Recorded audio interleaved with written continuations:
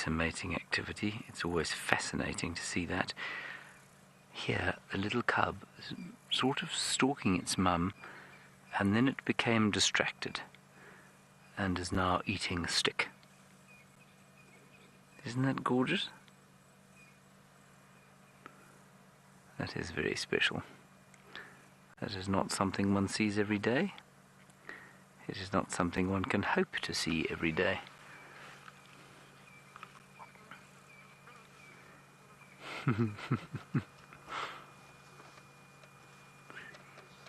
So sweet. I suppose I should probably try and take a photograph so that we've got a record.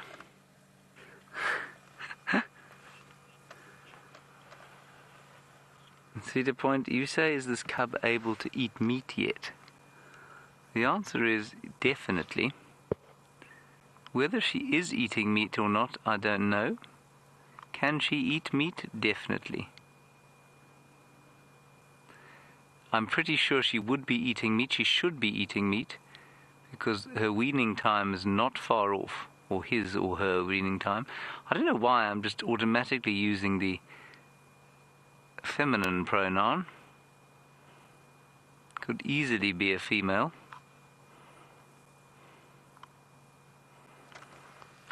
Of course, could just as easily be a male. I don't know why I feel like it's a female, but it might not be. So see the point? Yes, there will definitely be some meat eating going on. Okay, so we've got 3 spots there on the left.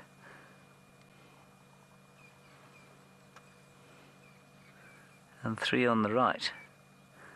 So her left is 3 and her right is 3, so she would be known as a 3-3 female because we're all female.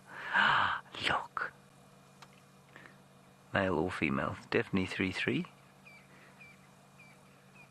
Now that won't change, of course. Now what's interesting, she is now, well let's call, I'm going to call her she because that's what feels right for now. She is now 4 months old. Plus minus 3.5 to 4 months. Oh, that's too sweet. And at 3.5 to 4 months, she will still have her milk teeth. And I know that about when these animals lose their milk teeth, or you can see them. The next time you see little Tamba, Tamba.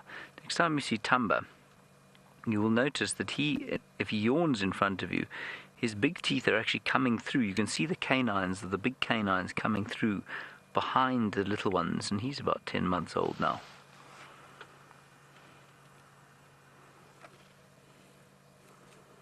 They tend to grow obviously a lot more slowly when they're little, and then suddenly they get bigger quite quickly.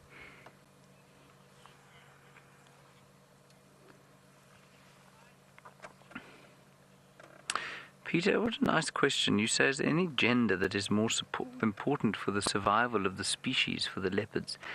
I think in any species of mammal, it must surely be that you would hope to have more females than males, because in most mammal species, the males play a role that can be confined largely to that of sperm donor. On the surface of it, that's what it looks like. So if you were desperate to save a species, well, if you had lots of females and one male, obviously one male can impregnate lots of females, but if you've got one female and lots of males, it really doesn't help you at all, because one female has to carry the baby to term, and then of course suckle it and nurse and look after it, and it's going to take 2 years before she can have another one. And so females definitely, and in just about every single mammal species, because we have an internal gestation, we don't lay eggs. That is the case. In birds, quite interestingly, it isn't the case, because of course male birds or human beings can incubate and look after eggs. So you can, in theory then, have the same number of males and females, except that it still doesn't make, you still have to have the females, of course, to lay the eggs. And one male can still cover a lot of females.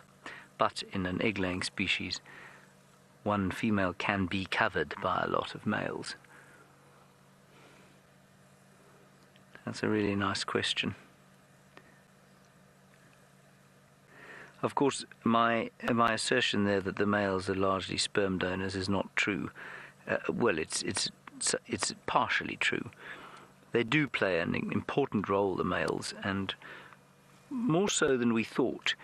Especially, I mean, the interesting example is from farmlands, where there's a sort of, in certain parts of the country, they've really struggled over the years with both leopard and caracal and jackals killing stock, so largely sheep and goats. And the logic has been, for as long as I can remember, to kill as many of these animals as you can, because then they will look after then your stock will be okay. And it's